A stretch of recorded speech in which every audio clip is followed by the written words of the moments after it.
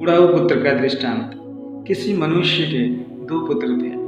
उनमें से छोटे ने पिता से कहा, हे पिता, संपत्ति में से जो भाग मेरा हो वह मुझे दे दीजिए। उसने उनको अपनी संपत्ति बांट दी। और बहुत दिन न बीते थे कि छोटा पुत्र सब कुछ इकट्ठा करके एक दूर देश को चला गया और वहां कुकर्म में अपनी संपत्ति उड़ा दी। जब वह सब कुछ खर्च कर चुका तो उस देश में बड़ा अकाल पड़ा और वह कंगाल हो गया। और वह उस देश के निवासियों में से एक के यहाँ गया। उसने उसे अपने खेतों में सूअर चराने के लिए भेजा और वह चाहता था कि उन फलियों से जिन्हें सूअर खाते थे अपना पेट भरे, क्योंकि उसे कोई कुछ नहीं देता था। जब वह अपने आपे में आया तब कहने लगा, मेरे पिता के कितने ही मजदूरों को भोजन से अधिक रोटी मिलती है और मैं यहाँ भूखा मर रहा हूँ। मैं अब उठकर अपने पिता के पास जाऊंगा और उससे कहूंगा कि पिताजी, मैंने स्वर्ग के विरोध में और तेरी दृष्टि में पाप किया है। अब इस योग्य नहीं रहा कि तेरा पुत्र कहलाऊं। मुझे अपने एक मजदूर के समान रख ले।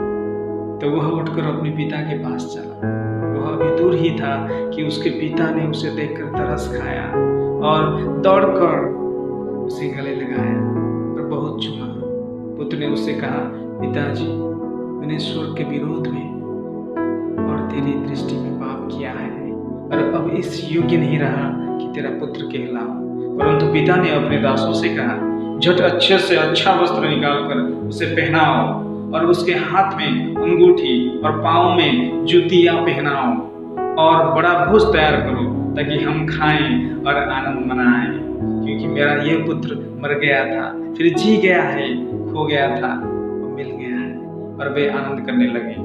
परंतु उसका जेठा पुत्र खेत में था और जब वह आते हुए घर के निकट पहुंचा तो उसने गाने बजाने और नाचने का शब्द सुना। और उसने एक दास को बुलाकर पूछा, ये क्या हो रहा है? उसने उससे कहा, तेरा भाई आया है और तेरे पिता ने बड़ा भोज तैयार कराया है, क्योंकि उसे भला चंगा पाया है। यह सुनकर वह क्रोध से भर गया और भीतर जाना न चाहा, परंतु उसका पिता बाहर आकर उसे मनाने लगा।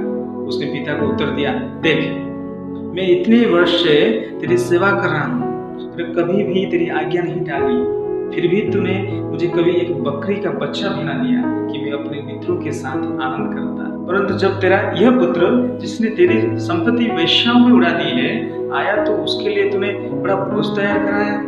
उसने उससे कहा, पुत्र, तू सर्वदा मेरे साथ है और जो कुछ मेरा है वो सब तेरा ही है।